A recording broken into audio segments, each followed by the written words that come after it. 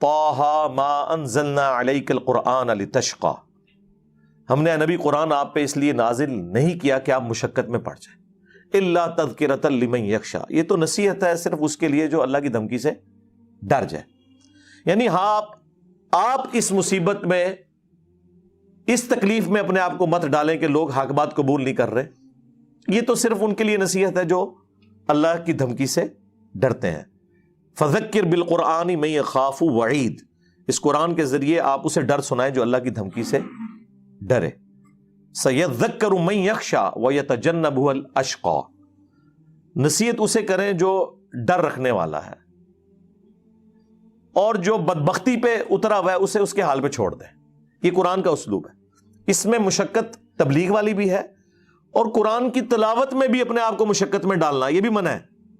بخاری مسلم میں حدیث ہے کہ بس قرات اس وقت تک کرو جب تک کہ طبیعت ساتھ دے، جب نیند کا غلبہ ہو یا ایسا کوئی معاملہ ہو تو چھوڑ دو. اب مجھے بتائیں اس طرح کی مشقت کو اٹھا سکتا ہے؟ اور پھر آپ کو کہانیاں سنائیں گے جی ایک ٹانگ پہ 15 سپارے اور دوسرے پہ 15 بغلے بڑے سن.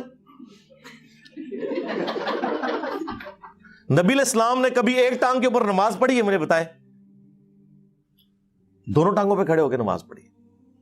ویسے آپ کو کہتے ہیں کہ جی وہ دائیں پاؤں کا انگوٹھا ہل جائے تو نماز ٹوٹ جاتی ہے، تو جب وہ دایاں پاؤں پورا اٹھاتے ہوں گے، ہائے ہائے ہائے کتنے دعا گیا ہے، کہتے نہیں قلعہ ہے نماز دا اے سجا انگوٹھا. کہانیاں بنائی ہوئی ہیں. اور جب ہم یہ بات کریں تو ان کو برا لگتا ہے. تو یہ مشقت نہیں ہے. بخاری مسلم دونوں میں حدیث ہے، نبی علیہ السلام گھر میں انٹر ہوئے، آپ نے دیکھا کہ ایک چھت سے رسی لٹک رہی ہے. آپ نے فرمایا یہ رسی کیسی ہے؟ تو بتایا گیا جو آپ کی بیٹی ہے نا زینب، وہ رات کو قیام کرتی ہیں اور اپنا جوڑا اس کے ساتھ باندھ لیتی ہیں، کیونکہ بعض اوقات نیند کا غلبہ ہوتا ہے نا، تو وہ جب یوں بندہ جھکتا ہے نا تو جب جوڑے کو اس طریقے سے پیچھے سے کھینچ پڑتی ہے تو ان کی آنکھ کھل جاتی ہے اور پھر وہ نبی علیہ السلام نے فرمایا کھولو رسی. نماز اس وقت تک پڑھو جب تک کہ تمہاری طبیعت تمہارا ساتھ دیتی ہے. یعنی اپنے اوپر اس طرح کی مشقت ڈالنا. اور یہ کون کہہ رہا ہے؟ نبی علیہ السلام اپنی بیٹی کو. آپ ہمیں بے شک کہتے رہے 40 سال تک عشاء کے وضو سے فجر کی نماز، نبی علیہ السلام تو اپنی بیٹی کو یہ کام نہیں کرنے دے رہے. ٹھیک ہے، نبی علیہ السلام تو ان چیزوں سے ناراض ہوں گے. ہاں فضائل مال میں لکھا ہوا ہے کہ جی یہ جو آیت ہے نا ما انزلنا علیک القرآن لتشقیٰ، سورہ طٰہٰ کی، یہ اس وقت نازل ہوئی تھی کہ نبی علیہ السلام بھی اپنے آپ کو رسی سے باندھ لیا کرتے تھے تاکہ جب آپ کو جھٹکا لگے تو آپ کی آنکھ کھل جائے اور آپ جو ہے نا وہ قرات جاری رکھے. تو اس موقع پہ اللہ تعالیٰ نے نبی علیہ السلام کو منع کیا کہ قرآن اس لیے نازل نہیں ہوا کہ آپ مشقت میں پڑ جائیں. نعوذ باللہ. آپ دیکھیں کتنی بڑی جھوٹی تہمت رسول اللہ کے اوپر لگائی ہے انہوں نے. نبی علیہ السلام تو اپنی بیٹی کو یہ کام نہیں کرنے دے رہے. اور دوسرا، یہ قرآن کی آیت بتا رہی ہے کہ یہاں مشقت سے مراد ہے تبلیغ کی مشقت، کیونکہ اگلے الفاظ دیکھیں ما انزلنا علیک القرآن لتشقیٰ الا تذکرۃ لمن یخشیٰ. یہ اس لیے نہیں نازل کیا کہ آپ مشقت میں پڑ جائیں کہ لوگ ایمان کیوں نہیں قبول کر رہے، یہ تو صرف ان کے لیے نصیحت ہے جو ڈر جائیں. فَلَعَلَّكَ بَاخِعٌ نَفْسَكَ عَلَىٰ آثَارِهِمْ إِن لَّمْ يُؤْمِنُوا بِهَٰذَا الْحَدِيثِ أَسَفًا. کیا اپنے آپ کو اس غم سے ہلاک کر لو گے کہ لوگ اس قرآن پر ایمان نہیں لائے؟ یعنی نبی علیہ السلام کو تبلیغ کے اعتبار سے یہ بات کی جا رہی تھی، نہ کہ اس اعتبار سے جو یہ لوگ مانا لے رہے ہیں. وہ بھی کرالری کے طور پہ درست ہو سکتا ہے لیکن وہ بعد کی بات ہے. تعویل خاص میں تو یہ اس معاملے میں تھی، لیکن فضائل مال میں انہوں نے لکھ دیا. اور ظاہر ہے اس طرح کی باتیں اس لیے لکھی کہ فضائل مال کے مقدمے میں خود انہوں نے لکھا ہے کہ طبیبوں نے یعنی ڈاکٹرز نے مجھے ایک ذہنی مرض کی وجہ سے، مرض بھی ذہنی، چند دنوں کے لیے دماغی کام سے روک دیا تھا کہ یہ آپ کے ذہن کے اوپر. تو کہتے ہیں کہ میرے پیر صاحب جو ہیں مولانا الیاس کاندھلوی، جنہوں نے تبلیغی جماعت بنائی تھی، بڑے عرصے سے انہوں نے مجھے ریکویسٹ کی بھی تھی کہ آپ کوئی ایک سلیبس تبلیغی جماعت کے لیے لکھ دیں. یہ جو 6 نمبر پڑھتے ہیں تو آپ ریٹن میں کر دیں تاکہ اس میں سے پڑھ کے، پہلے اس کا نام تبلیغی نصاب ہوتا تھا، فضائل اعمال، فضائل حج، فضائل درود، یہ سارے اس کے چیپٹرز تھے. تو وہ کہتے ہیں میں نے فضائل صدقات بھی ہے اس میں نے یعنی فرصت کے ان ایام کو غنیمت سمجھا، اور میں نے کہا کہ اچھا آگے الفاظ دیکھیں، وہ کہتے ہیں کہ اگر یہ اوراق پسند خاطر نہ بھی ہوئے، یعنی جو میں لکھ رہا ہوں اگر یہ شیخ کو نہ بھی پسند آیا میرا نصاب، ویسے پسند آیا، وہ آج تک پڑھ رہے ہیں، قرآن پڑھنے کی توفیق نہیں ہوئی ہے، ہاں وَأُوحِيَ إِلَيَّ هَذَا الْقُرْآنُ لِأُنذِرَكُم بِهِ وَمَن بَلَغَ، اے نبی تم فرماؤ قرآن میں نے اس لیے وحی کیا تمہاری طرف تاکہ تم اس قرآن کے ذریعے ڈر سناؤ اور جس تک بھی یہ پہنچ جائے۔ آج بھی آپ رائے ونڈ چلے جائیں، قرآن کا ترجمہ نہیں رکھا ہوا انہوں نے، اپنا بھی نہیں رکھا ہوا شری تھانوی کا، جی اختلاف پیدا ہوتا ہے۔ میں نے جب ان کے سٹال والے سے پوچھا نا، رائے ونڈ اجتماع میں گیا، یہ بات ہے 2 نومبر 2007 کی، تو آج بھی بائی چانس نومبر کا ہی مہینہ، آج 13 نومبر 2022 ہے، تو میں کتنی پرانی بات آپ سے کر رہا ہوں۔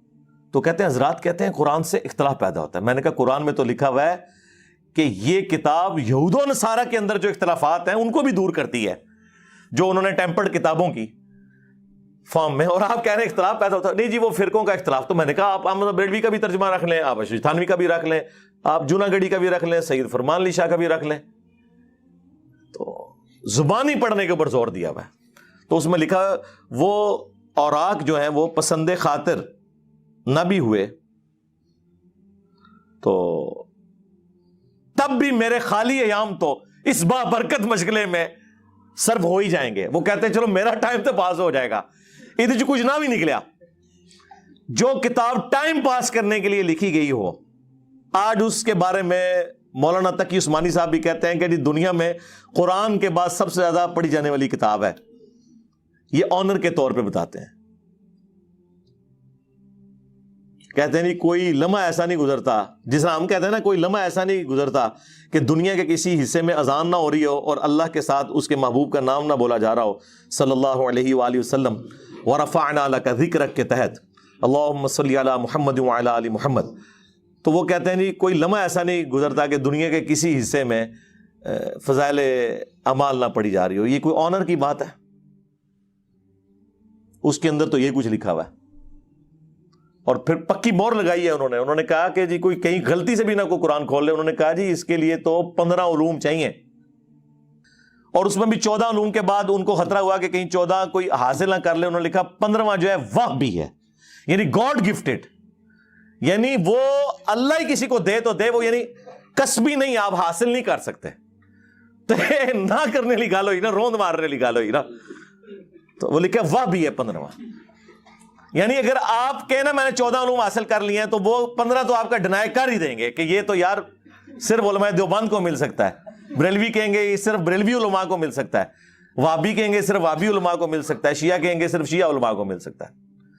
آپ لاکھ انہیں قرآن سے دکھائیں کہ قرآن میں اللہ تعالیٰ نے بار بار ایک صورت میں اس بات کو رپیٹ کیا ہے، وَلَقَدْ يَسَّرْنَا الْقُرْآنَ لِلذِّكْرِ فَهَلْ مِن مُدَّكِرٍ، ہم نے قرآن کو نصیحت حاصل کرنے کے لیے آسان کر دیا، تو ہے کوئی نصیحت حاصل کرنے والا؟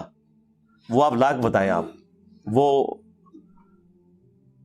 ان کے اوپر سے گزر جائے گی، کیونکہ ظاہر ان کو ایک گیئر الٹا لگ گیا نا، اور پھر اس پہ ترا انہوں نے اور پکا کرنے کے لیے کہ کہیں کوئی مطلب جب سمجھے گا نہیں تو لوگ پوچھیں گے یار پھر قرآن نازل کس لیے ہوا ہے، تو انہوں نے کہا ان کو نا آپ اس طرف لگا دو کہ یہ پڑھو تو اتنا ثواب، یہ پڑھو تو اتنا ثواب، اس سے کس کو کار ہے؟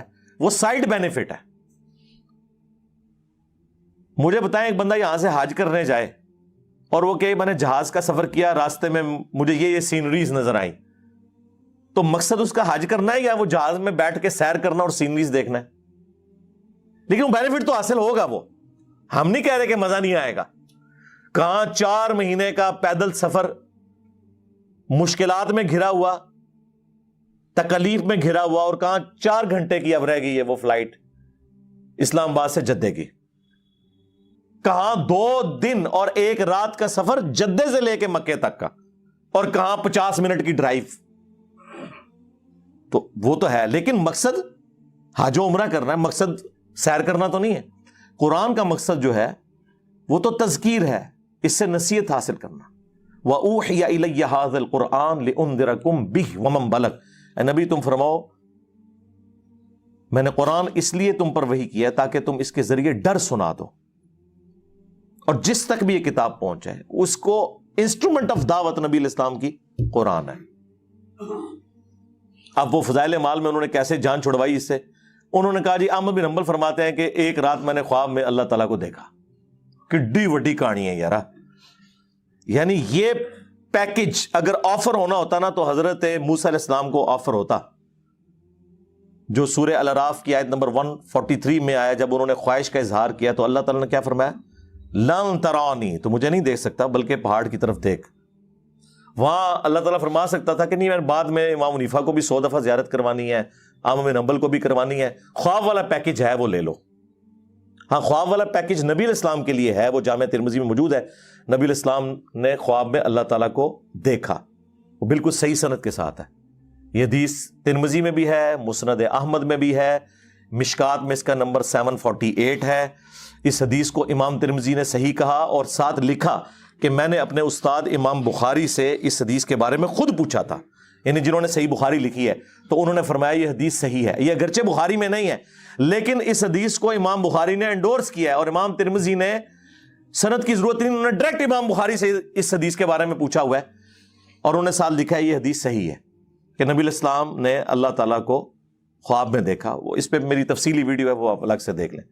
کہتے ہیں جی احمد بن حنبل نے دیکھا اور انہوں نے پوچھا یا اللہ میں تیرا قرب حاصل کرنا چاہتا ہوں، اس کے لیے سب سے بنیادی چیز، سب سے ضروری چیز، سب سے آسان ذریعہ کیا ہو سکتا ہے؟ تو اللہ تعالیٰ نے فرمایا کہ قرآن کی تلاوت کرنا۔ ظاہر ہے بالکل صحیح بخاری میں حدیث ہے کہ تم میں سب سے بہتر وہ ہے جو قرآن سیکھے اور سکھائے۔ ہاں، پڑھے پڑھائے نہیں، سیکھے اور سکھائے۔ سیکھنا سکھانا صرف یہ نہیں ہے کہ آپ اس کی قرات کرنے کا فن سیکھیں، اس کی تعلیمات کو سیکھنا بھی ہے۔ تو اب اللہ تعالیٰ نے آگے سے جواب دیا احمد بن حنبل، اب کہانی لکھی ہے فضائل مال میں، اب کیا کریں، مجبوراً شرم آتی بیان کرتے ہوئے بھی۔ تو جب یہ اللہ تعالیٰ نے فرمایا کہ میری کتاب، تو احمد بن حنبل نے آگے سے پوچھا کہ یا اللہ سمجھ کے یا بغیر سمجھ کے؟ انہوں نے سمجھا کہ احمد بن حنبل کو دیوبندی مولوی تھا یا کوئی تبلیغی جماعت کا کوئی بستر اٹھانے والا تھا، جس کے دماغ میں فوراً آیا کہ سمجھ کے کہ بغیر سمجھ کے۔ یہ تو پوچھنے کی ضرورت ہی نہیں ہے، کس کو انکار ہے؟ ترمذی میں حدیث ہے کہ قرآن کے ہر حرف کے اوپر 10 نیکی ہیں، اور پھر نبی علیہ السلام نے فرمایا کہ میں نہیں کہتا کہ الف لام میم یہ ایک حرف ہے، بلکہ یہ 3 حرف ہیں۔ الف الگ سے ایک حرف ہے، لام الگ سے ہے، میم الگ سے ہے۔ اب یہ الف لام میم سے مراد حروف مقطعات بھی ہو سکتے ہیں، اور الف لام میم سے مراد علم بھی ہو سکتا ہے۔ علم تری کیف فعل ربک باصحاب الفیل، دونوں معنی درست، لیکن نبی علیہ السلام نے بیسیکلی یہ بتایا کہ ہر حرف پہ 10 نیکی ہیں۔ اس سے کس کو انکار ہے؟ وہ تو سائیڈ بینیفٹ ہے۔ مجھے بتائیں کہ احمد بن حنبل یہ کیسے جرت کر سکتے تھے، اور پھر آگے سے اللہ تعالیٰ پہ جھوٹ باندھا کہ اللہ تعالیٰ نے فرمایا کہ خواہ سمجھ کے پڑھو خواہ بغیر سمجھ کے۔ نعوذ باللہ، یعنی اللہ تعالیٰ قرآن میں امت کو کوئی اور بات بتا رہا ہے اور احمد بن حنبل کو خواب میں آ کے کوئی اور بات بتا دی ہے۔ اسی تو ہم کہتے ہیں خوابوں کا دین اور ہے، کتابوں کا دین اور۔ احمد بن حنبل کو کیسے اللہ تعالیٰ خواب میں یہ کہہ سکتا تھا کہ بغیر سمجھ کے بھی پڑھو، کوئی مسئلہ نہیں ہے، جبکہ قرآن میں آپ کو بتاتا ہوں درجنوں آیات ہیں، لیکن اس کا ایک بڑا آپ سمجھ لیں کلائمیکس سورہ صاد میں ایک آیت ہے، بڑی ایکسٹرا آرڈنری آیت ہے، وہ آپ کو یہ فلسفہ سمجھا دے گی کہ قرآن نازل کس لیے ہوا ہے۔ آیت نمبر 29 سورہ صاد، سورت نمبر 38 آیت نمبر 29، کتاب انزلناہ الیک مبارک، یہ کتاب یعنی قرآن جو آپ کی طرف اللہ تعالیٰ نے نازل فرمائی ہے ہماری طرف سے آپ کی طرف، یہ وہ بابرکت کتاب ہے۔ لیدبروا، یہ نازل اللہ تعالیٰ نے فرمایا میں نے اس لیے کی ہے تاکہ لوگ تدبر کریں آیات ہی، اس کی آیات پر، تلاوت نہیں صرف تدبر، غور و تفکر کریں۔ وَلِيَتَذَكَّرَ أُولُو الْأَلْبَابِ، اور نصیحت حاصل کریں اس سے جو عقل والے ہیں، یعنی جو مینٹل ہے، پاگل ہے، مجنون ہو گیا ہے، دماغ خراب ہو گیا ہے، اس کے اوپر تو شریعت کا قلم اٹھ گیا، جس کو اللہ نے عقل دیا ہے، جو روٹی منہ کے راستے کھاتا ہے، ویسے تو پاگل بھی منہ کے راستے ہی کھاتے ہیں، یعنی جو تھوڑا بہت اپنا دماغ استعمال کر سکتا ہے نا، قرآن میں اس کے لیے نصیحت ہے۔ اور نہیں جی وہ متقین کے لیے، جی ہدی للمتقین۔ آپ کو کس نے یہ بات بتا دی ہے کہ متقین کا مطلب داڑھی پگڑی پیری مریدی ڈگری ہے؟ اس کا تو مطلب ہے عام بندے کے لیے ہدایت ہی نہیں ہے۔ اور پھر قرآن کی اس آیت کا کیا کریں گے؟ ہدی للناس وبینات من الہدی والفرقان شہر رمضان الذی انزل فیہ القرآن ہدی للناس وبینات من الہدی والفرقان۔ رمضان کا مہینہ وہ ہے جس میں قرآن نازل ہوا جو پوری انسانیت کے لیے ہدایت ہے، اور صرف ہدایت نہیں، ہدی للناس وبینات من الہدی، اور ہدایت کے روشن دلائل ہیں اس میں، والفرقان، اور یہ حق اور باطل میں تمیز کرنے والی کتاب ہے۔ صحیح بخاری میں نبی علیہ السلام کے لیے بھی آیا محمد فرق بین الناس، محمد لوگوں میں حق اور باطل کے درمیان فرق ہے، صلی اللہ علیہ وآلہ وسلم۔ تو ہدی للمتقین کا مطلب ہے ہدایت ہے ان کے لیے جو ڈر جائیں۔ وہ داڑھی والا بھی ہو سکتا ہے، بغیر داڑھی والا بھی ہو سکتا ہے، نمازی بھی ہو سکتا ہے، بغیر نمازی بھی ہو سکتا ہے، جو ڈر جائے اس بات سے کہ جس اللہ نے میری مرضی کے بغیر مجھے پیدا کیا وہ میرے ساتھ کچھ بھی کر سکتا ہے، اور مرنے کے بعد مجھے پیش ہونا ہے اس کے سامنے۔ جو بھی اس تصور سے ڈر گیا اس کے لیے قرآن میں ہدایت ہے، اور جو اس تصور سے نہیں ڈرا، چاہے وہ کسی اسلامی جماعت کا امیر ہی ہو، کوئی مذہبی پیشوا ہی ہو، 2 فٹ لمبی اس کی داڑھی ہو، اور پورے تھان جتنی اس نے پگڑی سر پہ باندھی ہوئی ہو، اس کے لیے قرآن میں کوئی ہدایت نہیں ہے اگر وہ ڈرتا نہیں ہے۔ ہدی للمتقین کا مطلب یہ ہے۔ ہدی للمتقین کہتے ہیں، ساتھ ہی اپنے بزرگوں کے نام لینا شروع کر دیتے ہیں۔ وہ بزرگ جنہوں نے اپنے ناموں کے کلمے پڑھائے، وہ بزرگ جنہیں دوسرے فرقوں کے بزرگ کافر کہیں اور وہ ان کو کافر کہیں، یہ بزرگوں کا ٹوٹل سٹیٹس ہے ان کے۔ تو بات کہاں سے سٹارٹ ہوئی تھی؟ یہ کرامت ہی ہوتی ہے، کبھی میرے پہ کوئی کیفیت طاری ہو جائے۔ وہ سوال ایسا تھا کہ مجھے اچانک ذہن میں آیا کہ یہ بڑے عرصے سے ادھار تھا میرے اوپر کہ میں اسے ویڈیو ریکارڈنگ میں آفیشلی بھی لے کے آؤں کہ ایک رات میں 2 قرآن تھے، 3 قرآن تھے، 8 قرآن، خدا دا نہ آجے، اللہ کو ڈر جاؤ، ڈر جاؤ اللہ کو۔ یہ 30 پارے بھی قرآن کے جو بعد میں بنائے گئے صرف اس لیے، صحابہ کرام کے زمانے میں 7 دن میں قرآن مکمل ہوتا تھا، اور وہ قرآن کی 7 منزلیں ہیں۔ بعد میں جب لوگوں کی مصروفیات بڑھ گئیں تو 30 پارے کیے گئے کہ چلو روزانہ کا 1 پارہ پڑھ لیا جائے۔